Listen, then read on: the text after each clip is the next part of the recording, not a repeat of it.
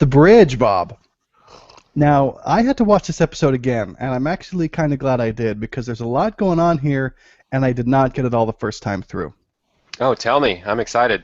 Well, yeah, let's get into it, right? So the victim, Meadows, who was killed last week, was a therapist. We find out. I think that sort of blew by me the first time because I just sort of said it casually, and like the cops already knew what they were talking about. But the second time, I was like, "Whoa, what was that? Oh, he was a shrink. Okay, now I get it." And apparently, he saw a lot of cops, which cops don't like to talk about. In fact, is it Hank who says, "Let's keep this law enforcement angle just between us"? Right, because he has a big, huge reveal this episode on how he's related to Sonia in past circumstances and that sort of thing, right? Yeah, exactly. And so Marco, he's looking at it, and he finds Hank's name on the list, and he goes and tells Hank about it, and Hank is happy to tell him. And yeah, that big reveal that he had one of those cases that he says sticks with you or something like that. Anyway, a big deal for him. And for him, it was Sonia's sister's case. And apparently she'd been raped and beaten before getting killed, so we find out that it was indeed a violent death. Yeah. And we also find out that he is so affected by it that he ends up going rogue and he shoots the guy without provocation. But as luck would have it, I don't know luck for who, but it didn't kill him, and he's basically very mentally damaged. There's a lot of brain damage and can't do very much. And he's torn up about the effect it has on Sonia, though, and her getting answers. Right, and it's kind of weird, but we've seen in earlier episodes Sonia has pictures on her refrigerator, and we know that it's from somebody who is at the level of a 5-year-old or something is said like that, and then at the end of this episode you see her visiting her sister's killer in his jail cell, I guess, and he's drawn pictures and she's trying to help him draw pictures and I guess get answers. I had mixed feelings about this whole plot line. Mm-hmm. I kind of want more closure on if this has anything to do with Sonia's,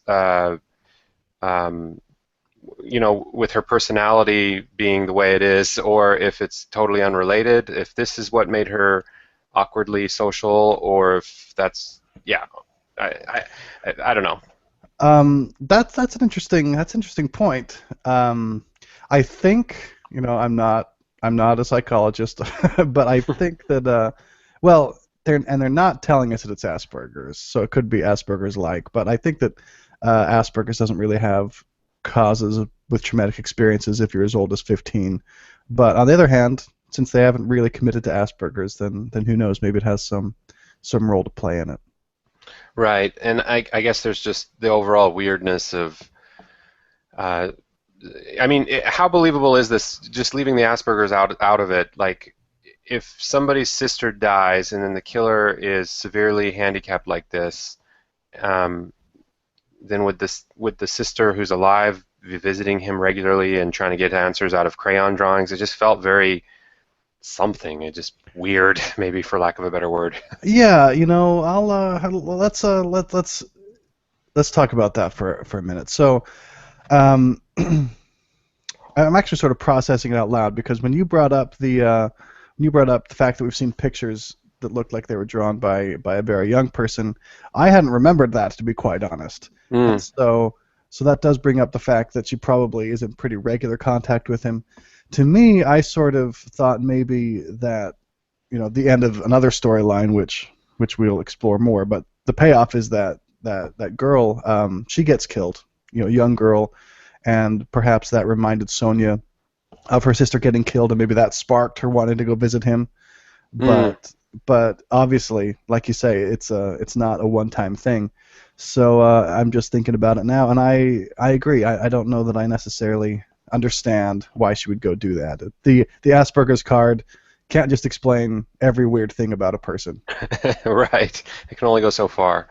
Well, we can leave it and hope that the show develops it in an interesting way. Right now, I'm just left with mixed feelings, but that's okay.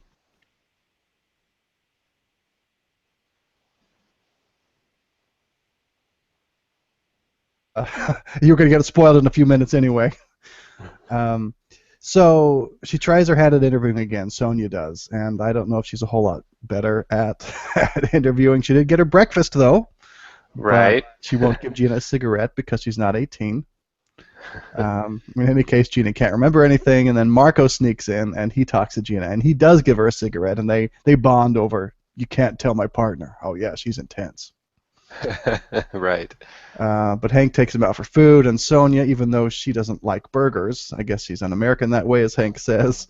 She actually reveals about herself that her mom was a junkie. Did we know that already? No, I don't think so. I mean, again, it's just piling on the backstory, but I guess it would fit, or well, I don't know why it would fit, but sure, sounds good. Yeah, and another thing to help make Gina seem a lot like Sonia, and that happens again when Gina runs away and she's killed. Now, so that's a very sad thing for Gina, and it brings up a lot for Sonia apparently. But it also is an interesting plot point because Marco and Sonia are saying, wait, no one knew she was there, right? So either we have a leak or he's watching us, this killer guy, and that freaks him out a little bit. Yeah, this killer's becoming more and more of a mastermind. I mean, he's got his eye on everything. He's in the right place at the right time. Plans shift. People see things they're not supposed to, and he can adjust on the fly. Because we have in previous episodes how there were recordings done and plans in place like years in advance. So this is again another thing with the plot line that's a little flaky for me. Like on the one hand, the killer's been planning this for 3 years. On the other hand, he can adjust in 3 minutes based on a girl seeing his eyes. So he's a pretty shrewd and on top of things sort of guy. He can cover both angles. Yeah, I, I think that's right. That you are right to be a little skeptical of how mastermind he is. He's like a comic book superhero, master villain, or something like that. But for me, I'm almost hesitant to say one way or the other how skeptical I am because I feel like the information is just coming so fast and furious. Like I said, I'm really glad I watched it a second time, and I'm still not sure I got everything. Mm. Um, if we pivot over to Fry and Adriana, who are the reporters working this, they have this information that's about Marco, right? Right. And how did they get that? Was that from the killer? The killer is sometimes a source of Daniels.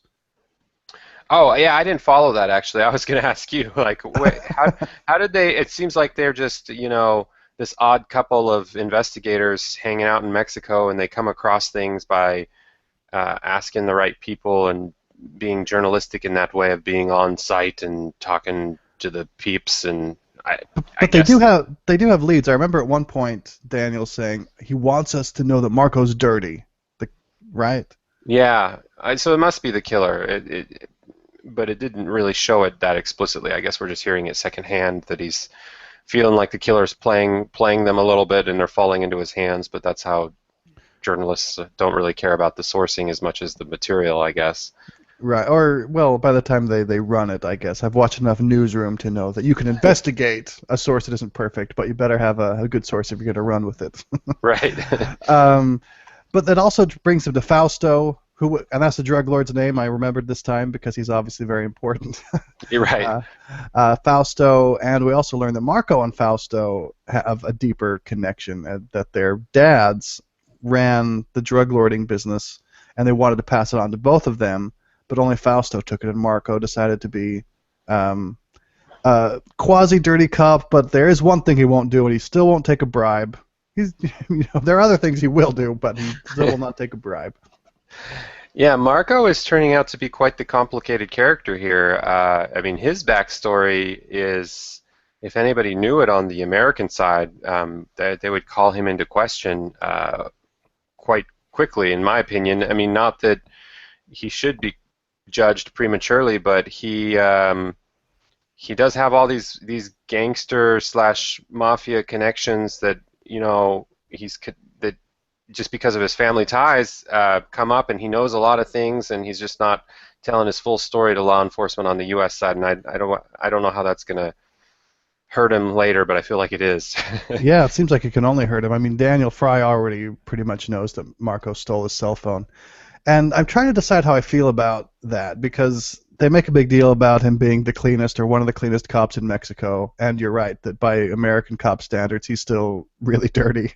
Is that true? There's like no overlap between a dirty American cop there's daylight, and then the cleanest Mexican cop still comes up. I don't know. It seems a little convenient that way. Yeah, it's a little too extreme. But I mean, he's the one who got the money for the killer and just showed up with it and people ask questions. He's like, "Don't ask questions. Let's just use it." And the FBI was like, "Okay." That was kind of Right. weird.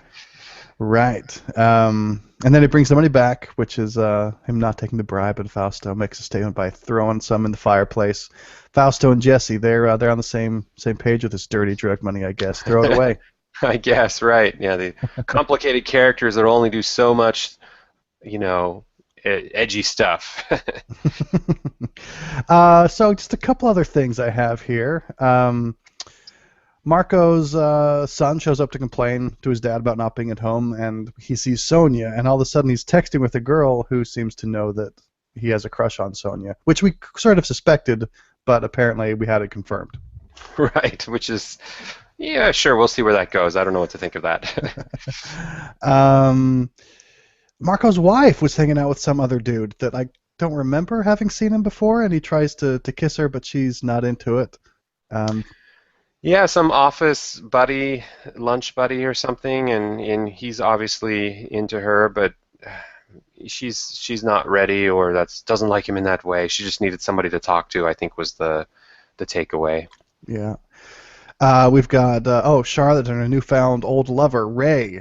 She shows him the tunnel, and they decide that he's going to be the contact with the drug people, and so he shows up and says, "I'm the guy." And then we also see him talking with this dude in Florida, but the cops are the feds are working with the guy in Florida. So it's hard to see how that'll play into the main investigation, but it seems like it probably will. Right, and that happened so quickly that I was confused a little bit because it felt like Charlotte was just calling up somebody random from her past, like she was lonely. But the fact that he conveniently is the guy you hire for random odd job illegal sort of situations that move the storyline along was like, oh, okay. Yeah. But he does have written all over his face expendable character though. I don't think he's going to get that much screen time. That's just me. Fair enough. I think you're right about that. I hadn't thought about that, but I will concur now that you bring it up. And then the last thing I have is we didn't see Stephen Linder at all. Now, if I remember right, the last thing we saw was that he was there trying to bury Kalaka, who vows to do this ritual stabbing with all his crew and strung him up on a telephone pole. But anyway, last we saw Stephen Linder, he was trying to bury him, and Fausto came, he's mine. And we didn't see anything happen to him, but we didn't see Linder this whole time, right? Right, yeah, and we saw that guy stabbed to death up on the pole, and then somebody was like, I think it was Fry and Adriana that came across and was like, well, why don't they take him down? Well, they're too scared to. And I'm like, really? Are there still towns in Mexico where that thing would just happen and then it's just like a dead body's going to just hang on the telephone pole because everyone's too scared to remove it? Or the police even too. Anyway, that's another thing. I'm like, wow, Mexico is being so portrayed so negatively. Yeah, and it actually meets the stereotype of a border town, but part of me wonders if the stereotype is a little bit flat because it is a stereotype, or maybe it's 100% true. I don't know. I don't know. Hard to say. Just wow, that would be pretty harsh if that's really how life is. Sheesh. Yeah. So a lot happened. I'm still taking it all in. I hope it's a little bit less dense next week, just to help solidify these gains we've taken in the plot. But lots happening. Yeah, and it's enjoyable enough. It's a good show. I like it. It's Fast and Furious now, but I'm enjoying the character development and the story moving along. It's good. Yeah. All right. Well, that is The Bridge.